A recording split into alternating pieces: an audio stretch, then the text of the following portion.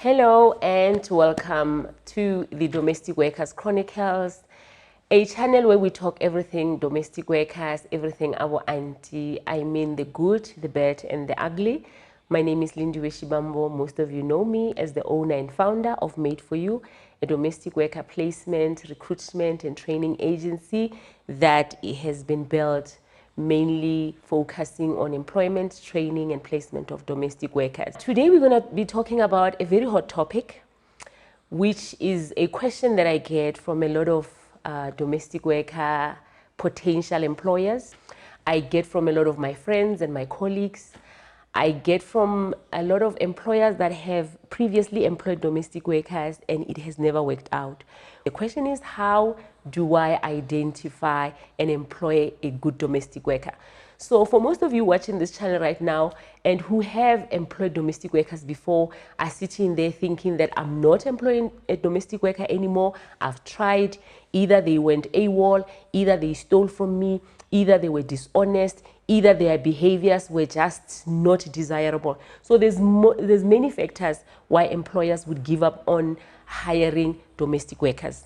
But I'm here to tell you that there are good domestic workers out there and there are tricks in terms of hiring and identifying good ones. So most of you know my story that I'm a former domestic worker turned entrepreneur. I finished my matric coming from a very poor background. And when I finished my matric, I had no money to further my studies. I mean, during those days, no hosna, NASFAS and whatnot. So I assumed that because I'm the eldest daughter and I can cook and I can clean, I can simply just go and work as a domestic worker. And like most of people within this sector, and I mean domestic workers themselves, most of them go into domestic work not because they dreamt when they were young girls and boys, they thought, oh my God, my dream career is to be a domestic worker. Most of us, including myself, went in because of desperation. Desperation of, I don't have a job, I have nothing else to do, I don't want to sit around and do nothing. So we need to be very conscious of that fact as employers. But today I'm going to share with you how to identify and hire a good domestic worker. There are ways in which you can do it and it's easier, it's not even complicated. Now, the first thing I'm going to tell you and the first thing that you need to do, that's number one tip from me, like from Lindiwe Shibambo, the madam of all madams, the maids of all maids. Number one is you need to draft a job spec. Yeah, it starts with you as an employer.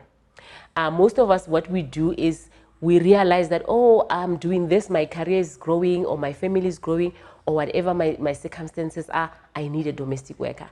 And what we do as employers or potential employers is we're going to go to our neighbor's domestic and say, oh, please refer someone for me as long as they can cook, clean and iron. Or we're going to go to a friend of mine. I visited my friend and my friend had an amazing domestic worker who served us tea on a tray.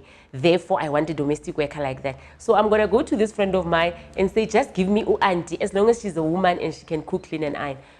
That's not the way to do it. That's where you go wrong. The first thing you need to do is to make sure you have a family meeting or a family gathering. You involve everybody, including your 2-year-old, and you draft a job spec. Now, what is a job spec? A job spec is something that would outline what you're looking for and what you expect, your expectation in regards to the person that's coming in. So the reason why I emphasize that you need to include your family when you draft the spec, and I'm going to give you 3 elements that goes into that job spec. But the reason why I'm saying you need to involve your family is that we need to also be sensitive that when you bring someone in your household, you're bringing someone into your sanctuary, your peace, and there are other people who are occupying the same household with you that also need to be prepared emotionally, physically, and otherwise, including the children. Right? So when you draft a job spec, make sure that firstly you have that discussion with your family that I am looking at employing a domestic worker. Maybe I've employed one before. Shame, she was good, but her personality was not okay. Or maybe you've never had one, or maybe this one just went AWOL, or she resigned, or she's older now. So have that conversation to say, guys, look at the situation. Auntie is older now, so she has to take her pension and retire. Or remember, Matato, who left us in January without telling us why she didn't come back. So therefore, I'm sitting here as Umedem and I want to hire someone new. Okay, hear their opinions first. Hear your family's opinion first. Guys, I'm one person that is sensitive around who you bring around your household.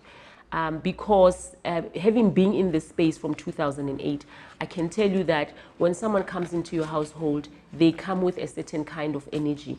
They come with a certain kind of aura. And therefore, you'd be surprised as to the contribution that your children will have towards that discussion. One of your kids can actually say, mama, now we don't want a domestic worker anymore. Rather bring someone on Saturdays. And you say, but why? And they tell you, auntie was doing this, auntie was doing that, auntie was doing that. Most of you know that as a former domestic worker, I worked out of desperation to raise money to go to tertiary.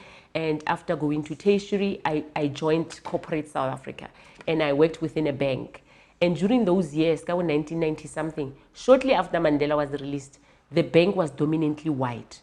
So any person who was looking for a domestic worker would go to the girl from the township, the black girl from the township, because the assumption is that she knows someone who's unemployed. And I will get them people from the township, but some of them did not want to be domestic workers. Some of them did not want to be in that space. They just wanted to get money. It becomes very sensitive that we sit with our family and say, much as we need a domestic worker, what is your opinion of it? As a family, maybe as a family that has been through the experience of having a domestic worker who was unruly or who just disappeared or whatever the case may be, or being a new family that has never had anyone else in your space. So therefore, that conversation needs to happen firstly with your family and yourself so that together you draft a job spec. Now, also what motivated me, and I'm just honing in this story so you can understand the backstory and the motivation behind why I'm saying it's important to draft a job spec in the presence of your family. In 2004, I used to just help my colleagues in J to help them source domestic workers, nannies, whatever. And in 2004, I had my own child. And for the first time in my life, I experienced the same challenges as my colleagues and friends because I couldn't get anyone who could fit perfectly with my family structure. At the time, it was just me and my daughter. And at the time, I stayed in a 2-bedroom house. It was quite small in Lowly, Joburg. But I struggled so much. And I'll talk about those challenges that I went through when I started hiring a domestic worker. I think before my daughter was turned 2, I had about 12 domestic workers in and out, in and out. And hence, I'm also talking towards the issue of energy and aura. That someone comes into your space, they sometimes leave some kind of energy which leaves you in a very bad space. And most of us sometimes don't believe in cleansing houses.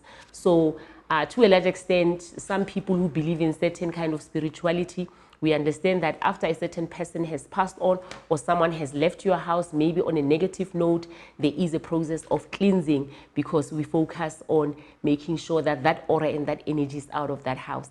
But, well, that is a different topic for another day, for another channel.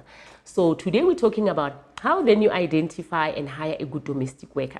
And I'm saying to you, it's important to do the spec. It's important for you to sit with your family, to reason out and justify why this time you need a domestic worker, or for the first time why you need someone to help out within the house. So my experience in 2004, fired 12 of them before my daughter was even 2 years old. And one day I sat with my daughter. She was so young, and at the age of 4 or 5 she could speak. And one day she told me they was beating her up. I need to pause for that, Bobo Madam. I really need to pause for that. And for all these years that I had this lady, I got this lady from Mpumalanga from my uncle. And for all these years that I thought, oh, at least she's the one. But I just felt that she was not really a perfect fit. But because I was desperate, I thought, oh, let's just hire her. And at 5 years before, my daughter was in grade R. And I said, next year I don't want auntie anymore. I think I need to look at someone else because I could feel the presence was not okay. And my daughter said, actually, she was beating me up and she forced me to eat. I remember one day I ate and I threw up and she wanted to force me to eat the vomit. So I'm saying, Madam, guys, please take this serious. Sit down with your kids, sit down with your husband, sit down with any occupant of your household when you start this process. Now, let's talk about the 3 elements that you need to include. Let's say you sit with your family, they agree, and then you have to sit and draft a job spec.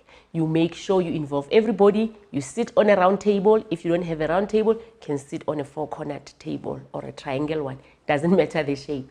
But then you talk about, okay, we want to end.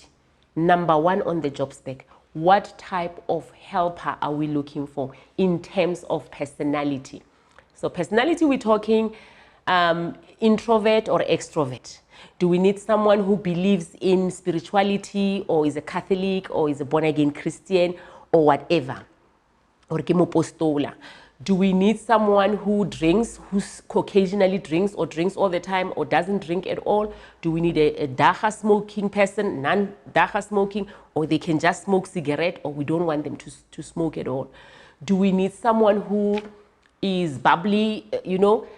Talk to the personality, the type of person you're looking for in terms of, and go crazy about drafting that type of person. So this is your dream helper. So we're going to talk about this helper must look like this, must talk like this, must be that, must be that, must not be that. So that is important. The type of person you're looking for in terms of language, in terms of nationality, in terms of anything that you want. Let the kids contribute. Let the kids say, oh, I would appreciate auntie who plays with me sometimes. I would appreciate auntie who can drive because they can drive me to swimming school or piano lessons, or actually, you know, whatever the case may be. And talk about the age range. We would prefer someone between the age of 18 to 35. 35 to 60, 60 to 100, whatever the case may be. We would prefer the type a person who is fluent in English or Afrikaans or Zulu, right? The type of person you are looking for. In our next episode, I'm going to talk about the other 2 parts of the job spec that you need to make sure that you include when you identify and hire a good domestic worker. Thank you so much, Bo Mete, Bo Auntie. If you like this channel, actually, I'm sure you like it because you've watched it. Click on like, subscribe, DM us, send us questions, send us topics that you want us to tackle. If you've been through challenges, gory details, whatever, send them to us. We will tackle them. If you want us to interview you, please, holla. We will do that. Thank you. Close.